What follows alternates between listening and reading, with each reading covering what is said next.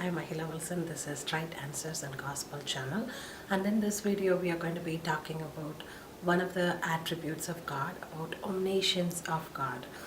And if you are new to this channel, there are only two purposes for our channel. One is to encourage another Christian in their Christian walk. If you are a non-Christian, we wanted to introduce you to Jesus Christ. Those are the only two purposes for this channel. If either one of this purpose interests you, please subscribe to our channel. Again, in this video, we are going to be talking about one of the beautiful attributes of God, one of the very, very reassuring attributes of God is about his omniscience. So when we say God is omniscient, what we are saying is he is all-knowing.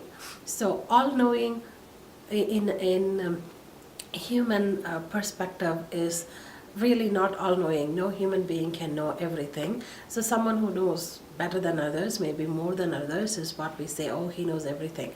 But in divine perspective, when we say all-knowing, he literally knows everything. What it means is he knows about past, present, and future. And he knows actual and potential things. So when I say actual and potential, he knows what really is going to happen. If the circumstances were different, what would have happened? And he knows those things as well. And he knows the big picture, like, the stars and galaxies, how many planets, how many, moons, how many laws, everything. He knows everything in a bigger picture. And at the same time, he knows the small details, like how many strings of hair in your head. He knows that as well. So he knows pretty much everything. He knows how many ants are going and things like that. So he knows the small little details of his creation, as well as he knows all the stars by its name, millions of stars and millions of galaxies. He knows every single detail of those big picture too.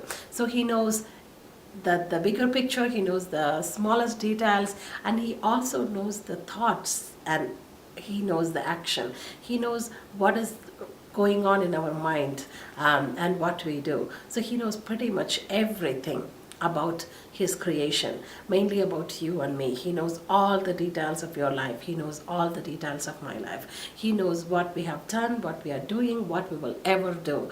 And he knows from eternity to eternity. He knows every thing. So that's what we assume. So that's what it means when we say God is omniscience. So, but there are questions about this omniscience. In a logical mind, these questions might come. If God knows everything, why did he create Lucifer, devil? Why did he create human beings? Why did he create Adam and Eve if he knows that they are going to fall? It's going to be sin, it's going to be depravity, it's going to be pain and suffering. Why did he created human beings? Why did he create a devil in the first place? These kind of questions might come. So what we are going to answer to that question is, we don't know. We don't know why he created God. If we have to answer it in a human sense, or at least something that we can logically comprehend, there is no such an answer. Nobody can reconcile these two things, like God is omniscient and God is completely holy, yet the creation is deprived. It is totally gone out of its way. And God is sovereign. So all these things are very, very difficult to reconcile, at least in our logical mind, in our own small little finite comprehension. It is not going to ever make sense. And at this point, I wanted to also remind you that the God we are talking about is a God who is transcendent. I wanted to remind you about that. And if you're interested to know about God's transcendent attribute, please see this video. So this God who we can never comprehend is a God we are talking about. And for a second, we need to remember that, who we are talking about, and why we cannot comprehend all these things, because he is beyond this universe itself, and even half of the universe is still not in our comprehension. Many things that is in the creation itself is not fully comprehended by a human mind. Then how are we going to be comprehending the creator of this universe? So we have to remember that all the time. And when we are talking especially about the attributes of God, however, we can we have certain position when we say God is omniscient, yet His creations have issue. We assume certain points, and what are those points? I can explain that to you. Maybe it will make little bit more perspective about these questions that you might have. Number one, when we say God is omniscient, we are not saying God is orchestrating everything here.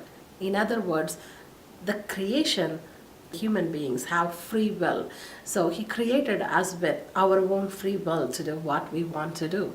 If we want to choose to love Him, if we want to choose to deny Him. So these kind of choices are in front of human beings. It is given to us. We are created with free will. When we say we are created in the image of God, one of the things are that we do have determinations that we can make. We can choose to do things on our own. So that is one of the things we are assuming. So the reason for all the sin in the world, the reason for the pain in the world, suffering, or the reason for the perfect angel Lucifer and his fall, all these things can be attributed to certain amount. It can be attributed to free will.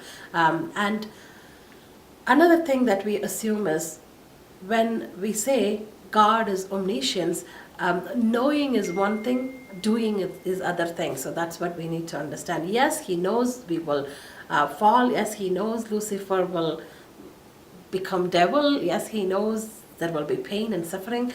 But He didn't orchestrate anything that is evil or sin. He cannot orchestrate, or He wouldn't orchestrate sin or evil, because He's, as much as He knows everything. Another attribute of our God is that He is perfectly holy. He is holy God. So He cannot orchestrate sin or evil. So that is another thing. So by these two understanding, we can say that God is not a doer of any evil or sin. That we can definitely say. Another thing we can say is God has a sovereign purpose. I know the minute I say sovereign purpose, people get crazy, but there is such a thing called sovereign purpose that nobody knows.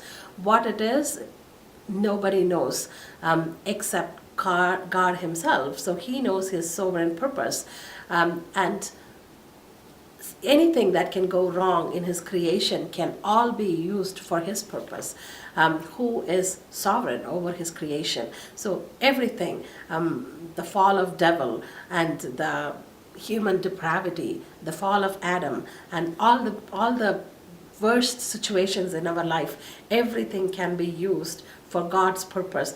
Every bad people's act, every good people's act, everything, every action, anything that you think is the worst situation in your life can still, if God so chooses, to use it for His sovereign, beautiful, and perfect purpose for His creation. It can all be used. And that is another thing that we assume when we say God is omniscient. Even though He knows everything, He created everything, because everything is working for one purpose that is in the background of all this cosmos and all the creation. There is one purpose in the background of all these things, and that is His perfect and beautiful and good sovereign purpose of our Creator God. Another thing I wanted to say is, even if God is going to sit down and explain all these things, His sovereign purpose, it is not going to make any sense to us. Why? Is because He is incomprehensible. He is out of this world. He is out of this universe. We will never be able to comprehend Him. We will never be able to comprehend what this purpose is. It will be almost like, this is how I understand it. If God is going to call all the human beings and is going to explain, He's never going to. He doesn't have to.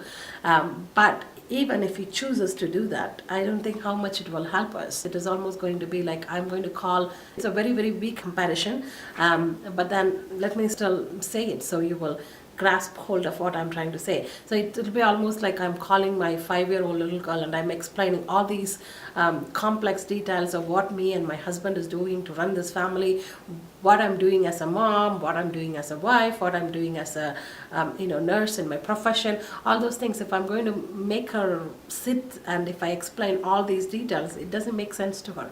She will never be able to comprehend it. Despite we both are human beings, we both have certain nature that is same, we both have certain attributes that is very similar. We are both made of the same material, yet I don't think she will comprehend everything. It takes maturity, it takes growth.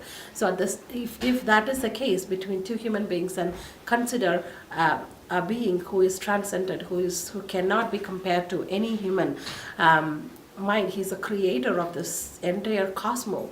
So we will never be able to comprehend that purpose. And I think it is more for our good that he didn't make us understand what the sovereign purpose is, more than for his pride or his good. That is my understanding. Another question that is common for skeptics are why Jesus Christ asked questions. Like in Bible it says, there are many places that it says God was asking, where are you, Adam and Eve? And Jesus Christ was asking, where have you been? And questions like that. If God knows everything, why is he asking question? That is another thing that we need to understand. One is, definitely it is not because he didn't know the things. He wants us to have insight.